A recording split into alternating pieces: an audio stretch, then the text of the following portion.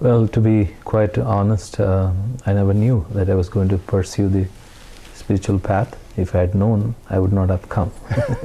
And I was thinking that spirituality is for quacks, people who make a lot of money. And so I was under the impression that there's, also at that time I was an atheist. I had no belief in whatsoever that God existed. When I saw the sufferings of the people around, and it made me question whether a God existed or not, because if God is equal and loving, then why is there so much of misery and suffering? Mm-hmm.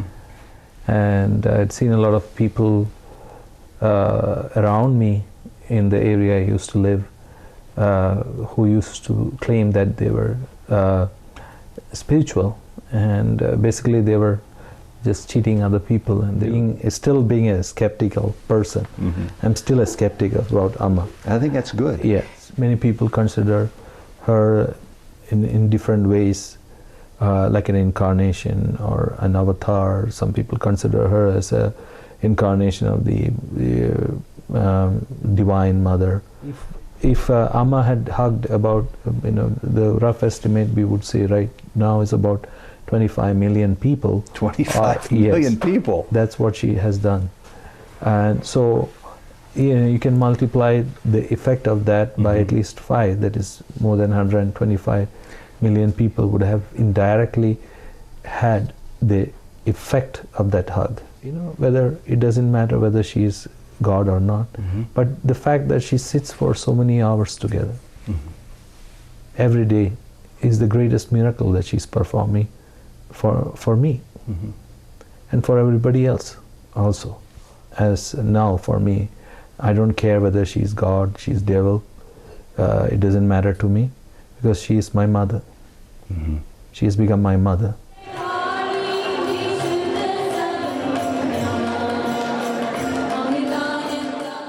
It would be less than wise to judge Swami Dayamrita's beliefs about Amrita Nandamayi, the hugging saint, without first hearing his whole story about how Amma completely transformed his life.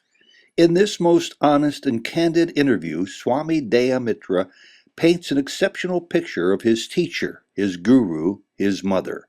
Welcome to Souljourns. Find elsewhere on Souljourns our Souljourns video interview with Amma herself. This interview was recorded in November 2006 in Cleveland, Ohio. Swami, it's a pleasure to be able to speak with you today. Thank you very much for granting us this opportunity. Thank you. Let me just ask you to sort of start us working in the direction of knowing about Amma, her service here, about your service to her. When did you know you were going to pursue the spiritual path? How old were you? Well, to be quite honest, I never knew that I was going to pursue the spiritual path. If I had known, I would not have come. and so I just... I think I understand the reason to that. Why do you say that? What about the spiritual path would have scared you away as a young boy?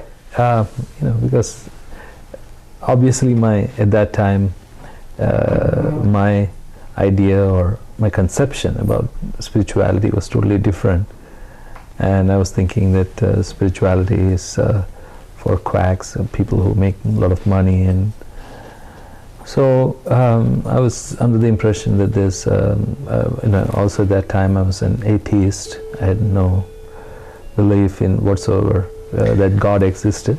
That's amazing. That's quite a remarkable story all by itself. Were you raised in a religious home? No, yes, I was raised in a religious home, but when I saw the sufferings of the people around, and it made me question whether a God existed or not, because if God is equal and loving, then why is there so much of misery and suffering?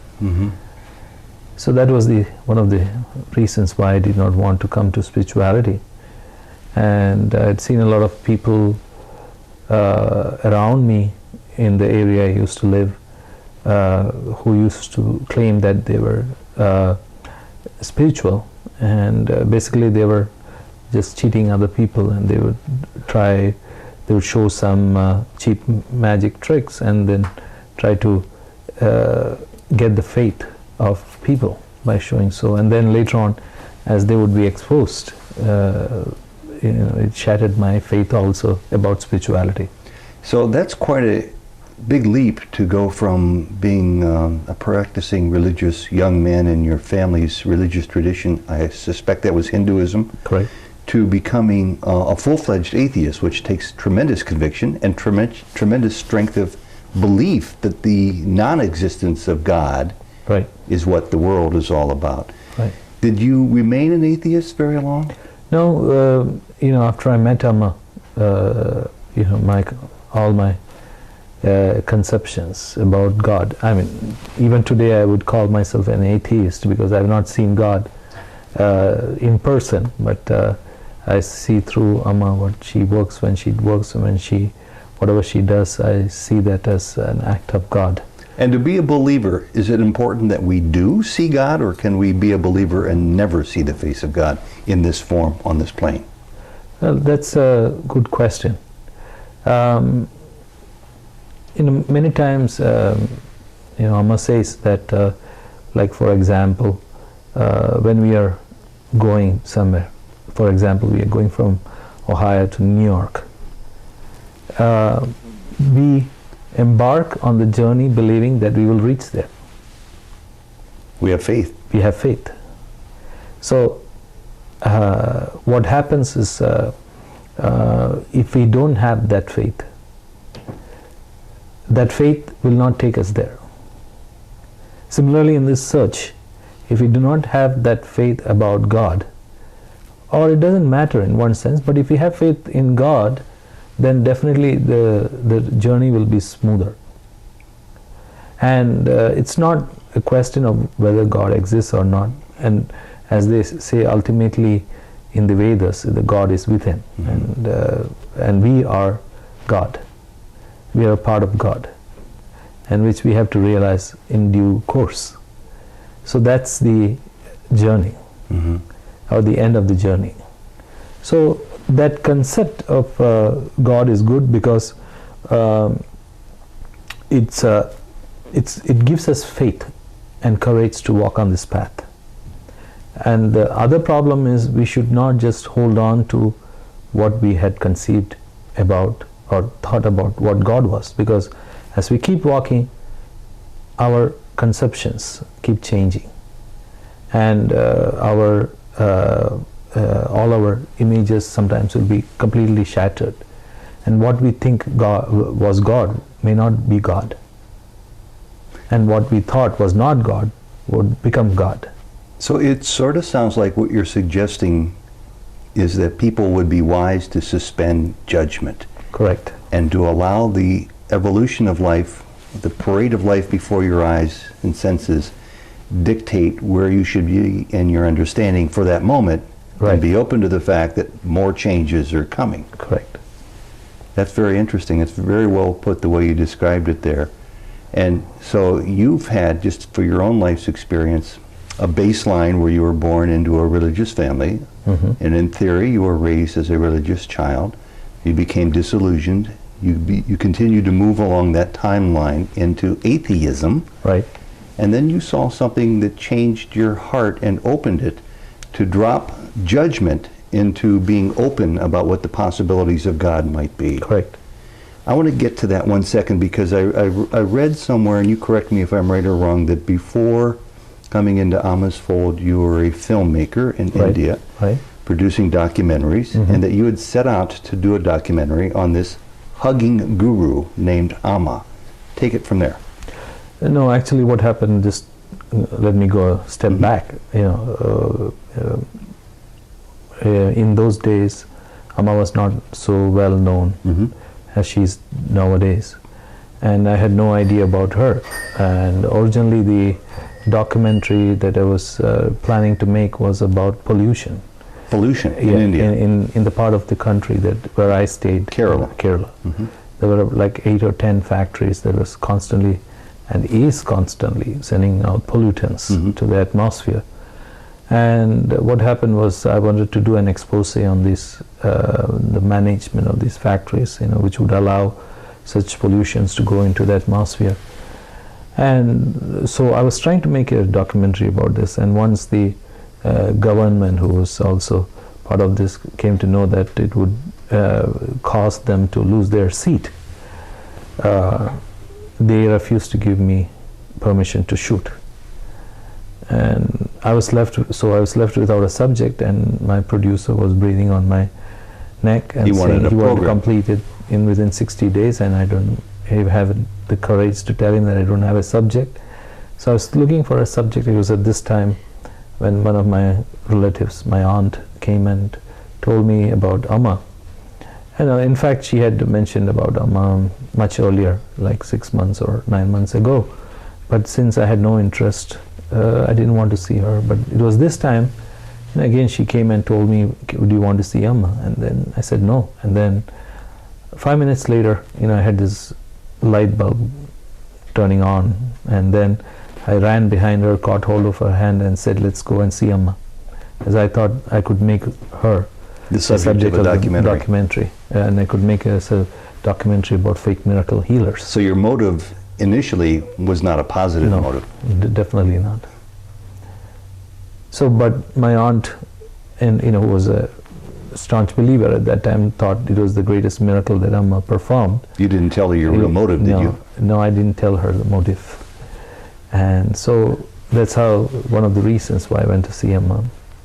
And then what did you find when you got there? And first and foremost, as when I kept, of course I was totally standing there like a skeptic, and I did not want to believe anything that I was going to see, and I was just very skeptical, watching and being aware of the situation, and I was also under the impression that she might do some tricks and she might materialize things out of the air, which many of the spiritual people I had seen had done earlier. And so I was waiting for all those things, but none of those things happened.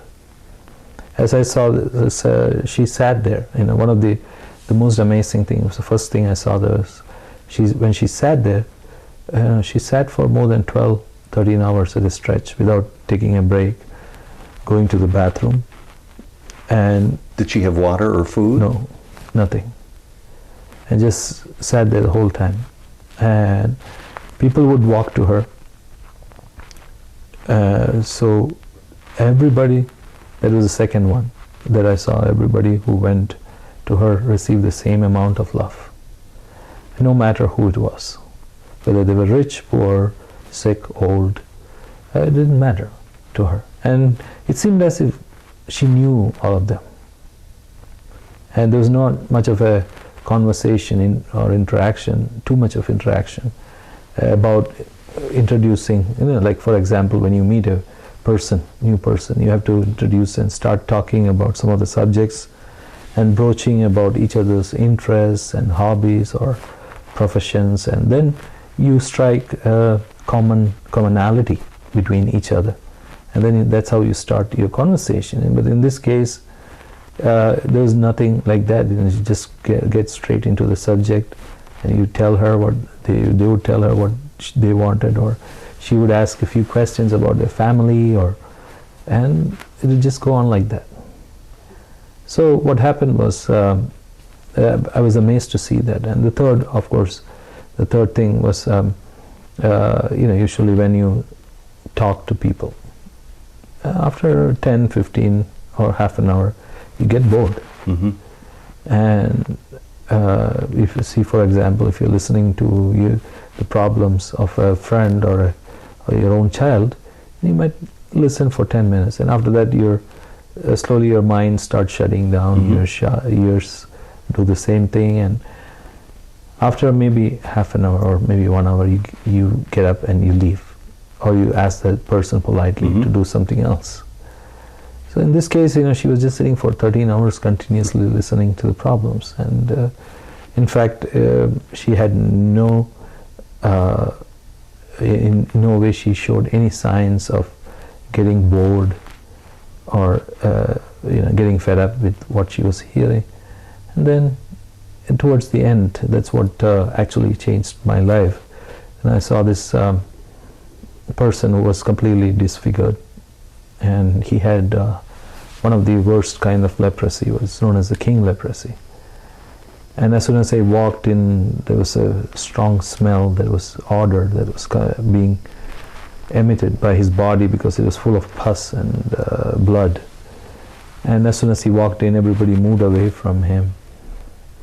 And I was watching Amma very carefully, and Amma, just like everybody, but she received him in the very end. And just like everybody, she hugged him with so much of love, looked all over his body for the wounds, and she just pressed with her finger, took out the pus, and then she licked with her own tongue. His open wounds. His open wounds. And forget the fact that he got better, but the very fact that a human being could show so much of compassion to another human being, it just blew me off. This must have stunned you.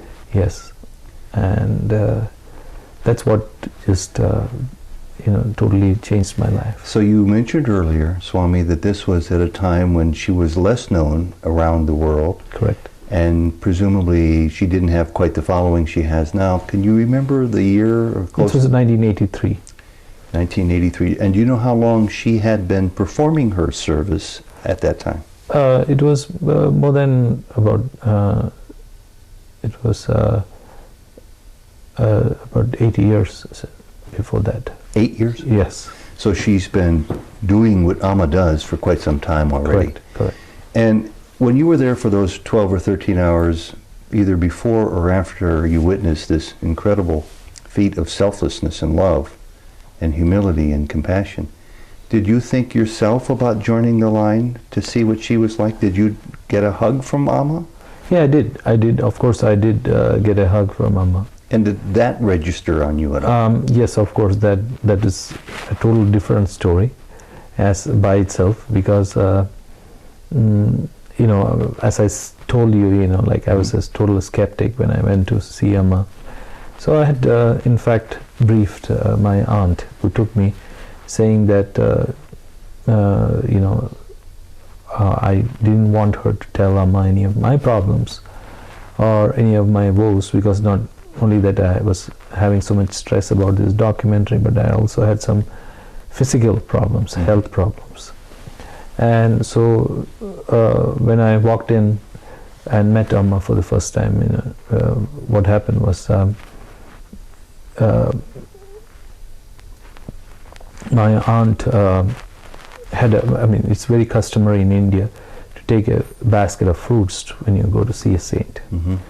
So I was carrying a big basket, and when Amma met my aunt, they started talking, and they kept talking for half an hour. And what happened was, it was about after half an hour, I was carrying this big basket, and my hands started aching. And at that moment, I started thinking, what kind of a woman is she? She's not even asking me to put down this big basket. What kind of a woman was Amma? Yes. So then what did Amma do? So what happened was, as I was thinking like this,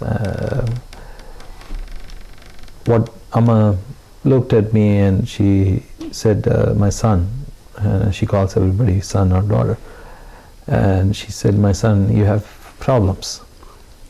And you're convinced your aunt hadn't told her about that? Yes. And so, because I was with her all the time, and there was no chance that she never met Amma before that. So she, my aunt immediately smiled and said, he didn't want me to tell you all his problems. It's Amma, all my problems. So that's why I didn't tell anything about him to you. Mm-hmm. So that's so Amma smiled, and she looked at me and she said, you cannot hide anything from me. So what happened was, at that moment I knew that she knew everything about my past, present, and future. And also the fact that, what my aunt was saying something different, but Amma was talking about the ache that I had in my hands, and so she just touched the basket and asked me to put it down. So that only Amma and I could perceive what she was talking about at that moment. Mm-hmm. So it was very unique at that moment. And then when I went to for the hugging, so at that moment before I went, my aunt had briefed how to go there, and because I never knew the customs, and so she told me that you have to go on your knees, and then Amma takes you and puts you on her lap, and then she said you start crying. So I asked her, why should I cry? So she said, well, if you start crying, then she will ask why you are crying, and then you can explain to her all your problems. So I said, I'll try, and then as I went to hug her, and when Amma took me and put me on her lap, my mind completely just went still. I could not even think, and I was filled with so much bliss internally that I could not even speak. And what happened was Amma just allowed me to stay like that for about 4 or 5 minutes, and then after which she took me and she asked me, what do you want, my son? And since I could not speak, she again put me on her lap, and then after 2-3 minutes she again asked me, what do you want, my son? And I didn't say anything. Then she shook me, really shook me, and asked me again, in which I said, Amma, just give me some wisdom. Some wisdom. And I just walked away from there. What an experience. Yes. And what happened was, usually in those days, Amma used to give a prasad, which is a blessing, like the holy sacred ash. Mm-hmm. And she had a pot of ash kept next to her. So she would just put her finger inside and give it to everyone. But she did not give it to me, and I didn't think that it was something of an uncommon thing, or it's a mystery, or it's exceptional. It was exceptional. And I just came out. And when I came out, my aunt confronted me, and so she asked me, did you cry? So I lied to her and said yes. But it was the truth, because tears of joy was coming out of my eyes. And so the second question she asked, what did Amma say? I said, yeah, Amma will take care of everything. Which turned out to be the truth later. And the third question she asked, so did Amma give you any prasad, any blessing? So I said, no. What do you mean? So she said, didn't she give you the ash? I said, no. So she said, go back. That's the worst thing that can happen to you. So you go back and get it. You cannot go home without getting it. So I was trying to go back, and then in the line were all these people from the village, like they were fishermen, were real ruffians. And another long line had formed. Another line. And so they were shouting at me, and they didn't like the idea of you cutting in the line. Correct. And I was trying to explain to them, saying, see, I'm not going for a hug, I'm just going to ask for prasad. And then there was this bhajans going on, very loud. And no way Amma could have heard what was going out. And Amma was sitting in a very small room with just a small opening, a small door. And there would no way a normal person could have heard it. But when I was explaining this to them, I came and stood right in front of Amma's door, and Amma saw me. And she just motioned with her hands to come in. And as I was walking in, she had already put her hands inside the pot of ash. And all I did was, I did not even ask her anything. I just stretched my hands, and she put the ash in my hand, and I walked out. She knew. She knew. So there were two things that I learned that day. Number one, she knew everything. And then the second thing that she told me through this is, she would give me whatever I needed at the time, that I needed. Seems to me you learned something else too. The manifestation of true love and humility, the way she treated that leper who came. Correct. Was that the same day? Yes. So you had life-changing experiences Yes. in the same day. Yes. So tell me, what did you make of this as you walked away and presumably made your way towards spending the rest of your day like you normally would? How did you process this? It took me a while to process this. First of all, I was just amazed to see a human being in whose search I had been for such a long time. I had never even had the remotest idea that a human being would exist. And the second thing was one of the reasons why I did not want to go into the movie industry was the general movie industry, because you preach something, but whereas through the movies, whereas you in your day-to-day life you act totally differently. And so what happened was your preaching and practice are not consistent. It's totally different. But when I saw Amma, that's the first thing that which struck me. That she doesn't preach much, but whatever she does she's enacting those things. And for many people who now see her from around the world, Right. even if she preached, they wouldn't understand her language. Correct. So she conveys her lessons non-verbally? Is that No, what most you're of the saying? time, no. The translations. Okay. The language in the country. So explain to me what you're meaning to say, because I'm having trouble getting it. She doesn't preach much, but... No, she's not like a guru that I conceived, where a person would sit and talks about so many things that you should do, like this, Discourses you should, and lessons. and yes, and not do those things themselves. Like for example, there was a man who went to a doctor and said, "Doctor, will you please advise my son not to smoke?" So the doctor said, "You come back tomorrow." And they went back tomorrow. So they went back the next day, the doctor talked to his son and said it's not good smoking and all these things. And after that, the man was curious and he said, "Why didn't you tell my son yesterday? You could have told him yesterday." So the doctor replied, "Yesterday, see, I was smoking myself. So when I am smoking myself, how can I be an example to your son?" So that's why I wanted to tell him today, after I quit smoking. So the same thing, like if you yourself are not emulating those teachings and being an example of those teachings, then how can you teach others? So that may be one of the most powerful lessons she teaches. In a way, her life is her message. Correct. As we often hear about Right. Her life is the message. very strong leaders, from Gandhi to, it's a Sai Baba saying too. And Yes. let me ask you one thing that I frequently interview people who are followers of Sri Satya Sai Baba, and I'd like to ask you a slight variation on the same question. In light of the stories you just related to me about your own personal experience, who is Amma?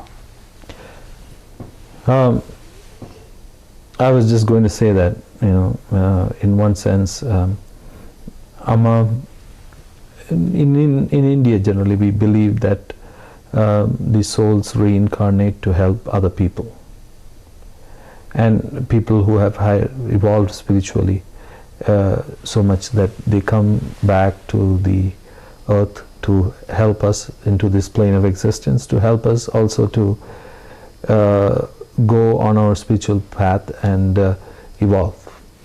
So Amma'S can be called as one such person, but many people consider her in different ways, like an incarnation or an avatar. Some people consider her as a incarnation of the Divine Mother, but for me, as I said personally, for me, I don't care whether she's God, she's devil. It doesn't matter to me, because she is my mother. She has become my mother. In virtually, she has become like my mother. So it's for me, she's my mother. And do you have to have close physical access to her, a hug, a look in the eyes, a touch or a prasad for you to feel this, or can you feel this equally being on the other side of the world as you are right now from her? Yes, exactly. Otherwise, without which I would not have been surviving in this country. So it's possible to be thousands of miles away and Correct. still maintain this feeling for you that she is your mother. Right. And Amma'S is a very beautiful example. The sun is thousands of miles away, but yet the lotus flower blooms because of the light of the sun. So in one sense, the master need not be in such a proximity of the disciple for the disciple to evolve spiritually. But it takes time to go into that process. I mean, initially, I wouldn't recommend to everybody, because initially you do need the proximity, the physical proximity of the master. Mm-hmm. So when she comes through various parts of the world, in America, I think she comes once a year, and she maybe comes to a handful of cities, a half a dozen or so. She goes to two. I mean, she comes twice, and she goes to about 10 cities. Mm-hmm. So it's useful to be in her close physical proximity. It is definitely useful, because my words and my experiences are limited, but it's just like when you explain about how sweet is sugar. Mm-hmm. You can say so many things, but you don't know the sweetness until you take a pinch of that and put it inside your mouth. So the experience is totally different. I have a lot of quick questions to ask you. Did you ever follow through making a documentary about Amma? No, I just left that subject because I knew that I was being exposed. And do you think she knew all along that you were coming, that you had on your mind, in your heart of hearts, to do an expose documentary on her? Oh yes, she knew, definitely. And do you think that she has the ability to be omniscient, perhaps even omnipotent, and just all places, without the need to advertise, without the need to boast about these powers? Do you think she has those powers?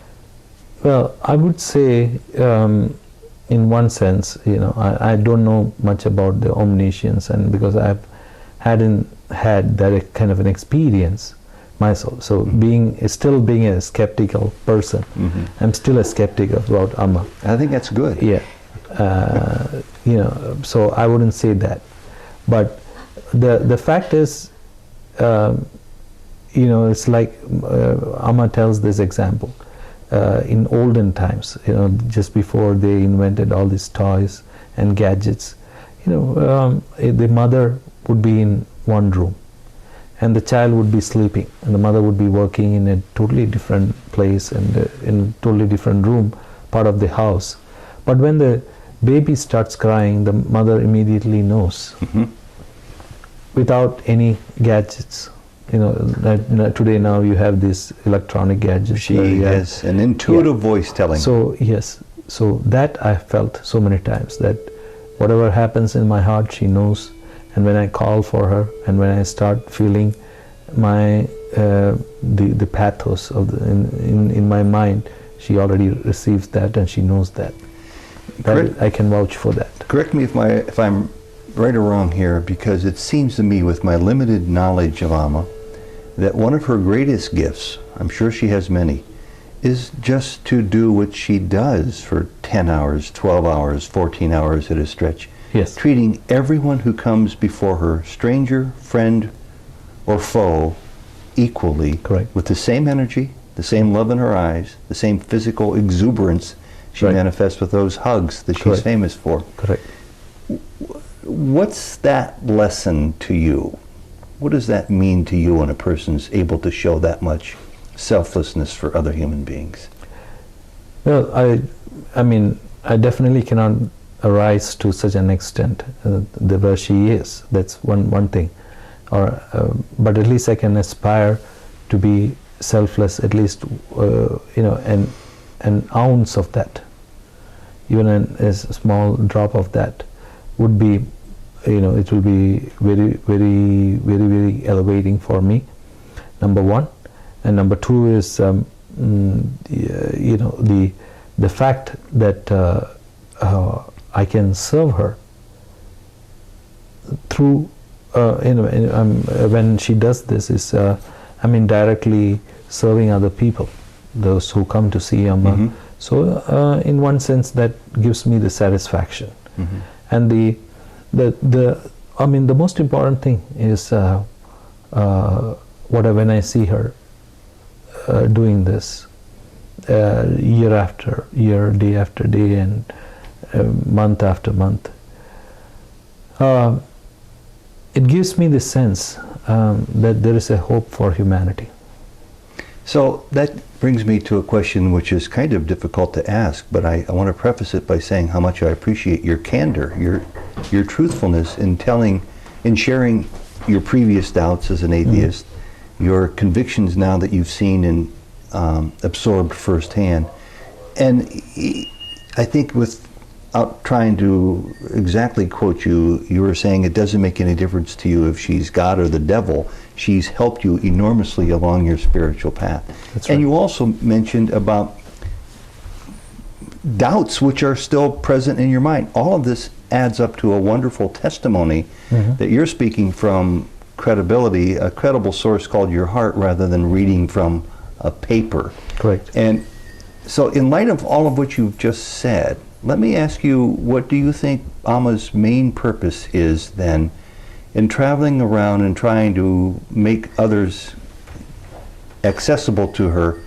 It's still a drop of water in the ocean. There's 6 billion people. She'll never be able to be in enough cities and enough countries to win over masses of people. Why is she doing this? Well, of course, the first and foremost answer is to relieve the suffering of the humanity. And I've seen vast amount of change. Directly with those people who come in contact with her. Contact. And you can just imagine, just see this, just think about one person. You take one person who has been transformed in his life. And there are thousands and thousands of these people. And so, for example, you just take one person, and Amma has transformed, as I said, thousands of these such people. And this person, one of the example that I'm quoting is about a person who was drunk, completely drunk when he came to see Amma.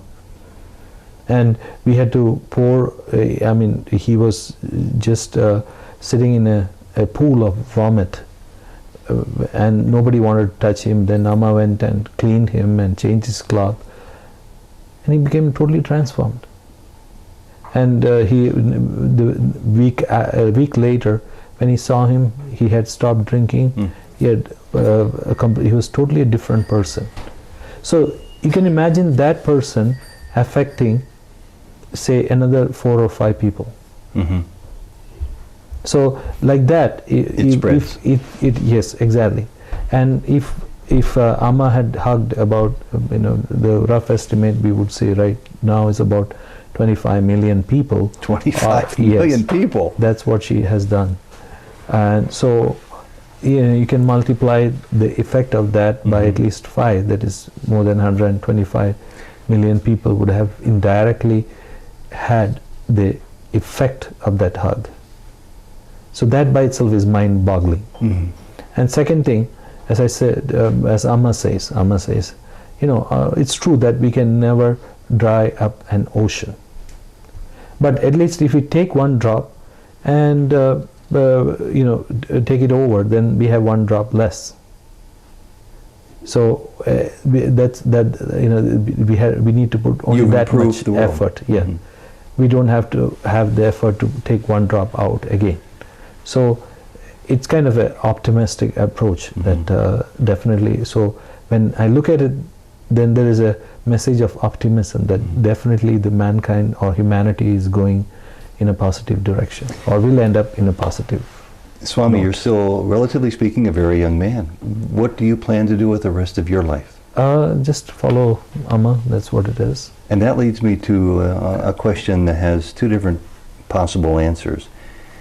In following Amma, and let's expand this to include what the challenge is for every individual, what's the path that you think is the more important? To follow your teacher, to follow God by serving humanity as you are, Or perhaps is it, as somebody once suggested to me, to use all the tools and gurus and teachers and texts available to grow yourself spiritually, so that as you grow in a more healthy way, in a more spiritual way, your life becomes your message, and that's the highest way at which you can serve. Do you understand the question? Correct. Yes, I do understand the question. You know, Amma, what I just wanted to elucidate more on the fact that when I say when I follow Amma, it just doesn't mean walking along with her. It also means enacting or practicing those examples that she has already shown in her life, and to follow her teachings as well and put it into practice. The other thing, what Amma says is these two things are not different. Serving humanity and serving yourself is not different. When you start serving humanity, in fact, through that, you're serving yourself. So that's the example of the path that she has set. And the converse is also true. Converse, it may be true for some people, not to everybody, because you know, for some people, they believe that they are serving humanity by serving themselves. So it's very tricky if you don't have a master, because sometimes that leads to boosting your ego, and that could mean that you can falter from the path, or the spiritual path. So if you have a master, then I would say yes, that's true. But for some, if you don't have a living master, that could be very dangerous, thinking like that. I have a feeling that this will be seen, as many of these interviews are, by a wide variety of people. People who are true believers, people who are new on the path, and people in between those two positions. So if it's okay, because I think all of what you say in talking about Amma and yourself is useful to anybody watching, I'd like to ask just a couple of personal, spiritual questions. How do you pray? What do you say when you pray? It's very simple. If I look at the evolution of my prayer, in the beginning it was asking for things. Like give all me of us. this, give me that. And then slowly turn to the next step, which is, you know, please take away these things. I don't want this, or I don't want that. So that's, again, that was the second step. And third step was, you know, like let your will be done. Relinquishing all my desires, and just leaving it up to you know, the power or God, whatever you want to say, that a destiny to take place. And the fourth one was not even thinking about that. Just changing your thoughts. Exactly. I know it is not reacting to what, and so my prayer is not for me but for others. Now, you're still part of this human plane. Yes. And I don't know too many people part of this dimension for whom doubt doesn't occasionally rear its head, and we've already talked about it. What do you do when it becomes an issue in your mind, when doubt raises itself as an issue for you? Doubt in God, doubt in Amma, doubt in Swami. Well, number one is you definitely need to have a master, as I said, a guru, who is the embodiment of those teachings, because Amma's teachings and Amma as a person is not different. And what happens is, for me personally, I feel that more than the teachings is the love of Amma that has kept me on the path. And the love Amma expressed towards me, as well as the love I have for Amma, and because of which I could not go away. I could not have gone anywhere else, and I knew that there's nowhere else to go if I wanted to go. And as I said, it's as you correctly put it, it's not uncommon to have these doubts. But if you have doubt, what you always think is turn towards your heart itself and ask this question, first of all, why is there is a doubt? And second thing, as far as in my personal case, when I look at Amma, as I said earlier, whether it doesn't matter whether she is God or not, but the fact that she sits for so many hours together every day is the greatest miracle that she's performing for me and for everybody else also. So who else would do that? And so when the relationship also, as I said, the other thing is, it's as I've evolved in my spiritual path, as I said, the relationship between me and Amma is not like that of a disciple and a master. It's like more like a mother and a child. So will a child doubt its mother? There's no question of doubt. There's only love. We have a couple of more minutes, just a couple of final questions. How do you meditate? How do I meditate? Well, of course, Amma says that the whole life should be meditation. Every moment in life should be meditation. But there are some techniques which Amma has taught. First of all, there's a integrated Amrita meditation. That's as a beginning step that you can learn and use that technique every day. Then, as time evolves, the meditation also evolves. And for me, right now, meditation and serving other people is not too much of a difference. Is this from where you derived your name? This Amrita? No, it's Amma'S. Amma gave me that name. And what happens when you die? Doesn't matter. Matters to some Of people. course, I might go to hell. That's the first place I will go. I'm assuming you don't believe hell exists. No, it doesn't matter. As I said, probably I might go there. That's the biggest, the best place. And a lot of people seem to sometimes go through various stages of their spiritual exploration where they're self-centered, centered in the community, and centered beyond this world into the astral world or causal world. Correct. From which sometimes some believe our greatest teachers come. And I've even interviewed a few people who say they've been there. Yes. Does that have any intrigue for you? No. Why? Because, this present moment, as Amma says, the present moment is the most precious. And it's not a question of what is going to happen in the future. Anyway, whatever is going to happen in the future will happen. As I said, I'm pretty sure that I'll go to hell. So it's going to happen, and I know that. So why should I worry about it right now? Who are you going to meet in hell? That's a good question. Many people whom I think I know. Let me ask you the same question your aunt asked you when she first took you to see Amma. Have you cried since then? Oh, many times. And what causes you to cry? Amma's love. Well put. And you're no longer this young atheist from Kerala who's looking to expose the negative side of humanity. Correct. I wouldn't say up to the point where you say exposing negative aspect, but I'm still an atheist. Because you're an atheist. Yes.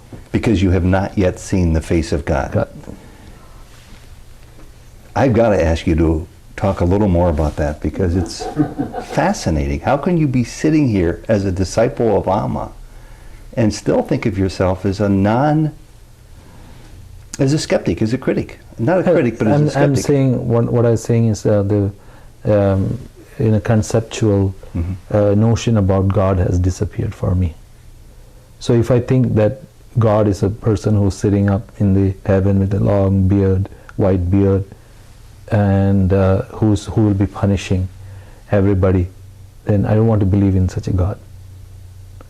And who will be sending everybody to heaven or hell, and who is creating all this suffering in this world, then I don't want to believe in that God. And what if God isn't that way? God is not that way. But what Amma changed is in me was to see everybody, including you, and including me too. Yes, as God. So you don't literally mean you don't believe in God. You don't believe in the way God's been presented to the world for thousands of years. Exactly. And as Sai Baba from Puttaparthi says, I'm God and you're God. The only difference is that you many times don't know that you're God as well. Right. So you do believe in the universality of the divine, that we all have the divine within us. Within ourselves. Mm-hmm. Two last questions. If Amma were here right now, what would be the single most important message she would say to us? She has said the same message again and again, that we are the embodiments of love and divine. So only we have to understand that, and to treat each other the way that we would treat each other as God. And without repeating that Yes. message, the last question is, Swami, what would be your most important message for people to hear? Just to come and see Amma, because that's just like my life got transformed. That's a life transforming experience for most of the people, almost everyone who have met Amma. So it's an opportunity to do that.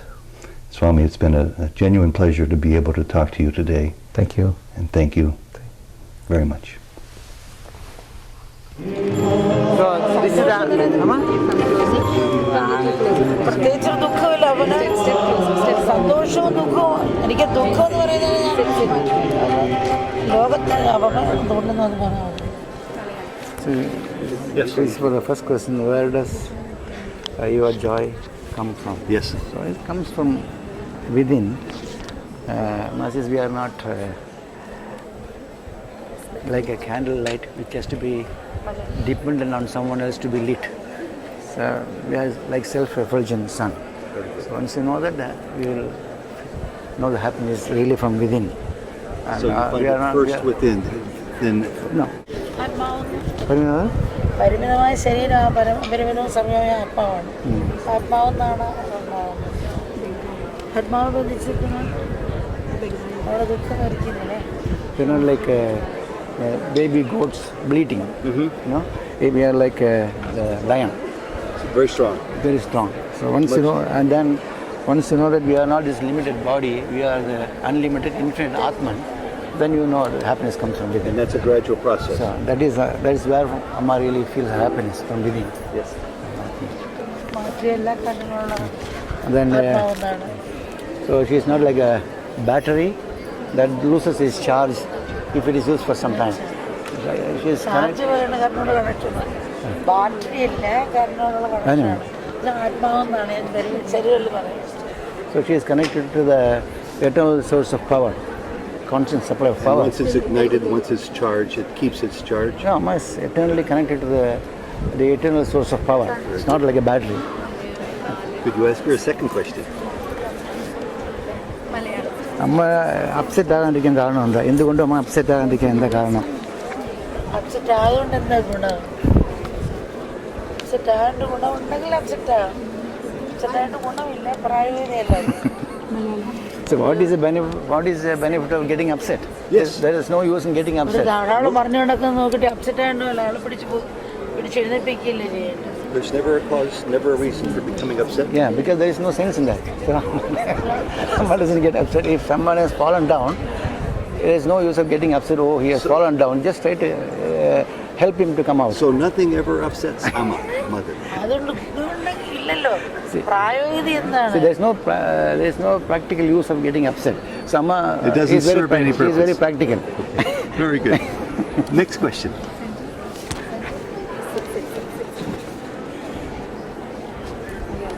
ഇവിടെയുള്ള ജനങ്ങൾ, അമേരിക്കയിലുള്ള ജനങ്ങൾ ഇന്ത്യയിലുള്ള ജനങ്ങളെക്കാട്ടിൽ ഏതെങ്കിലും വ്യത്യാസമായിരിക്കുന്നോ? അല്ലെ എന്താ വ്യത്യാസം? ഇവിടെയുള്ള ജനങ്ങളിലും ഇന്ത്യയിലുള്ള ജനങ്ങളും തമ്മിൽ എന്തെങ്കിലും വ്യത്യാസമുണ്ടോ? Third question. There is any difference in... Yes. സംസ്കാരത്തിൽ ഇപ്പോൾ ഇന്ത്യയിലെ ഈ വശത്തോട് വണ്ടി ഓടിക്കും, അമേരിക്കയിൽ വേറെ വശത്തോട്. സംസ്കാരത്തിൽ വ്യത്യാസം ഉണ്ടെങ്കിൽ സൂര്യനുണ്ടെങ്കിൽ സൂര്യനൊന്നേ ഉള്ളൂ, ഒരു ആത്മാവാണ്. അതുകൊണ്ട് എനിക്ക് വ്യത്യാസം തോന്നില്ല. സംസ്കാരത്തിൽ വ്യത്യാസം ഉണ്ട് എനിക്ക്. ഞാൻ അത് നോക്കാറില്ല. ഞാൻ അവരുടെ ആത്മാവിലേക്ക് ഇന്ത്യയിൽ അടുത്ത ഈ വശത്തോടെ വണ്ടി ഓടിക്കുമല്ലോ. അതെ. അടുത്ത സംസ്കാരം ഓടിച്ചെങ്കിലും വ്യത്യാസം ഉണ്ടാകും. There are cultural differences.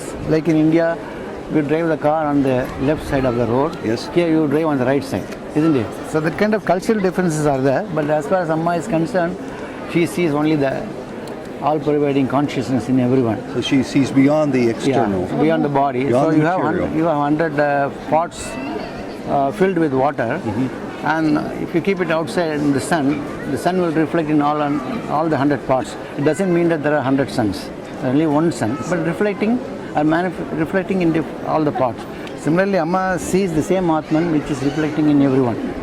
Other than that, she doesn't see anything. Of course, there are cultural differences. സ്നേഹവും ശാന്തിയും ഒന്നാണ്. അപ്പോൾ അവരുടെ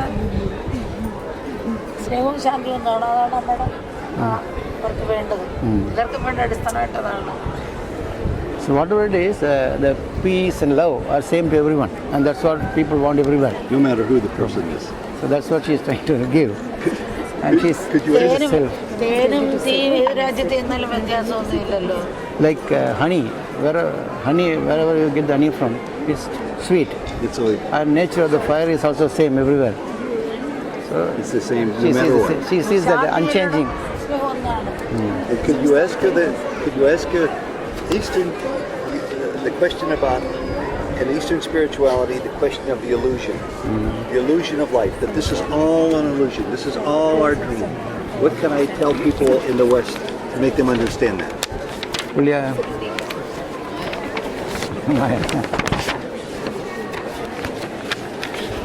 പുള്ളി മറ്റേ പഴയ ക്വസ്റ്റ്യൻ തന്നെ വരുന്നു.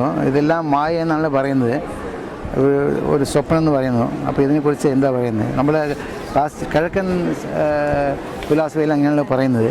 അപ്പം അമ്മ എന്താ പറയുന്നത്? മായെന്ന് പറഞ്ഞാൽ ഇല്ലാത്തതല്ല, മാറിക്കൊണ്ടിരിക്കുന്നതാണ്. അപ്പം മാറാത്തതിനെ ആശ്രയിക്കുന്നത്, മാറാത്തതിനെ നീ മനസ്സിലെത്തിച്ചത് നോക്കിക്കേണ്ട. അപ്പോൾ ഇന്ന് ജനിച്ചിട്ടുണ്ടെങ്കിൽ നാളെ മനുഷ്യന് മരിക്കാം. അപ്പം നീ ഭ്രമിക്കാതിരിക്കുക. ജനിച്ചാൽ മരണം ഉണ്ടാവും. അതുപോലെ ഏതിനും മാറുണ്ടാവും, മാറ്റം ഉണ്ടാവും. ഇപ്പോൾ പോച്ച തന്നെ പശു തിന്നു, പാല് തരുന്നു. ആ പാല് വീണ്ടും മനുഷ്യനെ കഴിച്ച് വേറെന്താവുന്നവന് മാറ്റം ഉണ്ടാകും. മാറ്റം മാറിക്കൊണ്ടിരിക്കുന്ന മാറ്റം ഉണ്ടാകും. മായ ഇല്ലാത്തതെന്നല്ല അർത്ഥം. പിന്നെ മായ പറയുന്ന സ്വപ്നം എന്ന് പറയുന്നത് നമ്മളിപ്പോൾ ഒരു നീ ഉണരുവിൻ്റെ ഇതിലേക്ക് അപ്പോഴാണ് നമ്മളിപ്പോൾ ഒരു കള്ളുകൂടിൻ്റെ അക്ക സ്വപ്നത്തിൽ കഴിയുന്നവരാണ് നമ്മളിപ്പോൾ. ഒന്ന് നിൽക്കാൻ വേണ്ടി പറയുന്നതാണ്.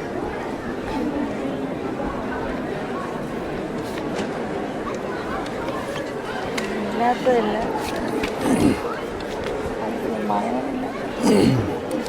ഇരുട്ടെന്ന് പറയുന്ന ഒരു വസ്തു ഇല്ല. വെളിച്ചം വരുമ്പോൾ മാറുന്നു. ഒരു വസ്തുവല്ല, ഇല്ലാത്തതല്ല. മായ എന്ന് പറഞ്ഞാൽ ഇരുട്ടെന്ന് പറയും. ഞാൻ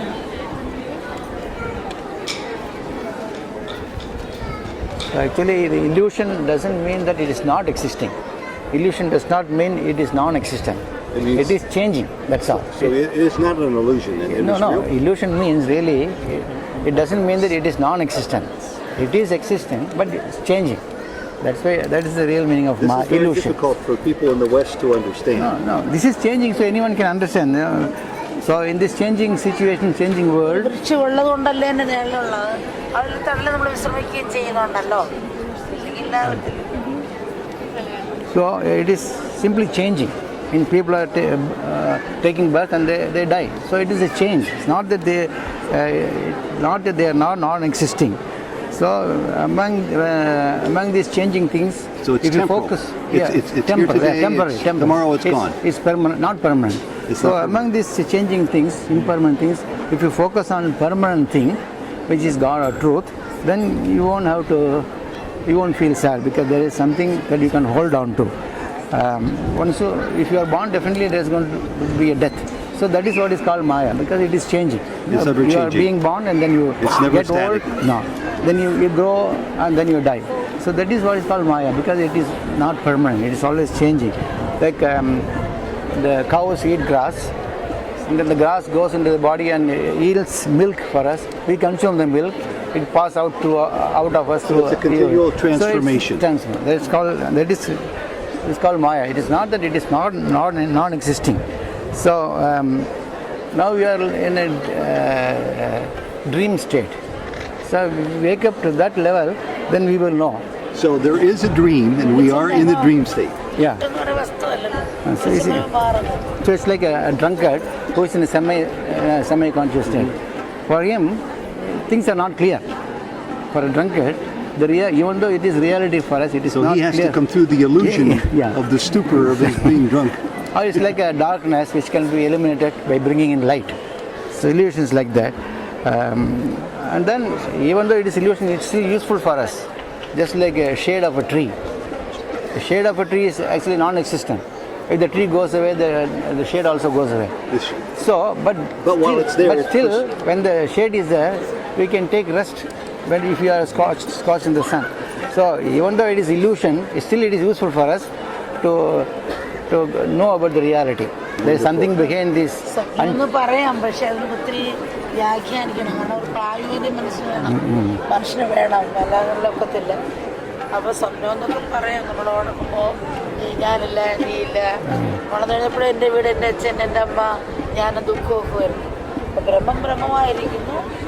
അതിൻ്റെ അജ്ഞാനം കൊണ്ട് തോന്നുന്നതാണ് നിനക്ക്. നീ ഉണർന്നു കഴിഞ്ഞാൽ നിനക്ക് അസത്യം. See, we can see it's a kind of dream, but then you will have to explain it in a long way. You know, when you go to sleep, when you are dreaming, you will be dreaming something else, but the reality is different. But when you are dreaming, if somebody comes and tells you you are dreaming, you will not be able to understand. Only when you come out of the dream, you come to know that you have been dreaming. So the dream within the dream is when you're dreaming at night. So if you can call it a kind of dream, but the thing is, it's a long process of explaining things. But just for people to understand, these terms are used. In the West, one more difficult question to understand is the question of Advaita, oneness. How can people in the West understand that they are one with God? അല്ല, ഇവിടെ പാശ്ചാത്യ രാജ്യത്തുള്ളവർക്ക് ഈ അദ്വൈതം മനസ്സിലാവില്ല. എങ്ങനെ നമ്മളുടെ ഈശ്വരനാണെന്ന് പറഞ്ഞാൽ, അല്ല ഈശ്വരൻ നമ്മൾ ഒന്നാണെന്ന് പറയുന്നത്, എങ്ങനെ അത് ഇവർക്ക് Very difficult concept. അത് മനസ്സിലാക്കി കണ്ടിട്ടുണ്ട്. ഈശ്വരന്റെ ഗുണങ്ങളുടെ പ്രതീകമല്ലേ. എല്ലാത്തിനും. അപ്പോൾ അവർക്കിത് എങ്ങനെ മനസ്സിലാക്കാൻ English now. I thought you were answering in her language. സനാതനമത്തെ സൃഷ്ടിച്ചിട്ടാരണ്ടല്ല.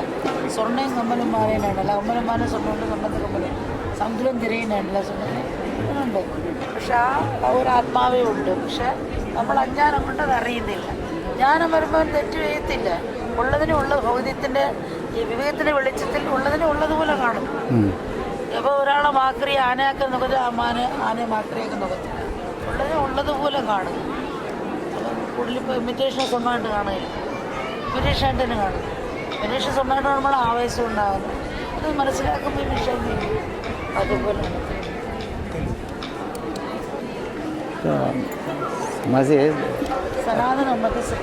In Sanatana Dharma, there is no difference between the creator and the creation. The creator himself has become the creation. All is one. Yeah, like you have gold. The gold itself becomes earring, nose ring, bangle, chain. It's not different. The chain, No matter how it's used. even though so there is gold in the ornament, and ornament in the gold. It's the very same gold that becomes ornament.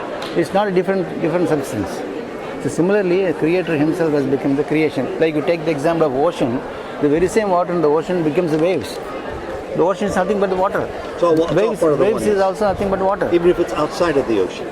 No, the very same water becomes the ocean, and the very same water becomes the waves. So what is the essence? Essence is only the water. Similarly, the truth or consciousness of God has become the whole creation. സൂര്യനെ ഉദിക്കുന്നു, അസ്തമിക്കുന്നു. ഞാൻ മനസ്സിലേക്ക് ഉദിക്കുന്നില്ല, അസ്തമിക്കുന്നു. അതുപോലെ തന്നെ ഉള്ളു. See, for a young boy, young child, for him the sun is setting and the sun is rising. But we know the truth, sun never sets, sun never rises. It is there always. Fixed position, we change. But for a young boy or child, you have to tell him the sun is rising in the east or setting in the west. But it's not true. Similarly, if we focus on the changing things, we miss the changeless truth.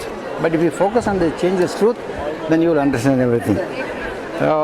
So Amma says Advaita is an art of looking everything in its true nature. In its true nature. Its true nature. Could you ask? So likewise, when you see a frog, you don't try to think it's an elephant. When you see an elephant, you see it as an elephant. You see a frog, you see it as a frog, not as an elephant.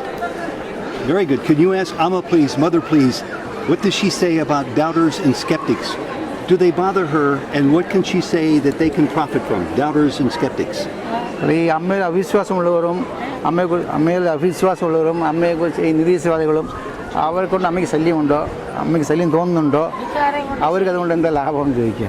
എനിക്കവരുടെ ശല്യമില്ല, അവരവരുടെ തലത്തിൽ കാണുന്നു. അപ്പോൾ എനിക്കത് Amma never bothers about things because they see Amma from their level.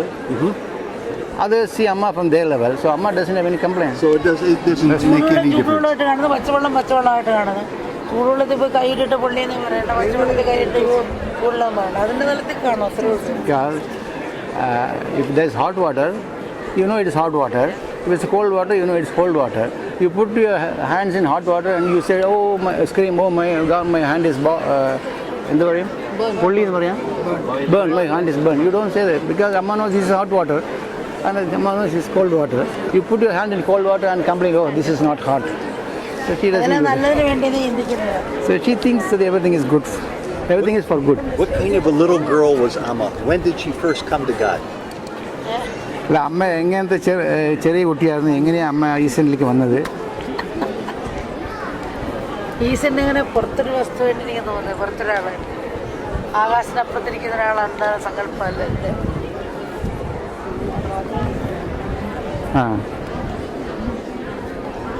How did she come to God? Pardon me? What kind of a little girl was she? When did she first come to God? ഒരു കുടം വെള്ളത്തിനടിയിൽ നമ്മൾ വെള്ളം കുടത്തിനടി വെച്ചാൽ ആ കുടത്തിന് പുറത്തും വെള്ളം അകത്തും വെള്ളം എന്നാണ് നിറഞ്ഞു നിൽക്കുന്ന ചൈതന്യമാണ് ആത്മാ. What is the question? How did she come to God? What kind of a little girl was she? How did she first come to know God? ആദ്യം ഈശ്വരൻ എങ്ങനെയാണ് അറിയാൻ ഇടയുണ്ടായത്? അമ്മ എങ്ങനത്തെ എങ്ങനത്തെ കുട്ടിയായിരുന്നു ചെറുപ്പത്തിൽ? സത്യം ഒന്നേ ഉള്ളതാണ്. She knew from the very beginning that there's only one truth and it is all pervading.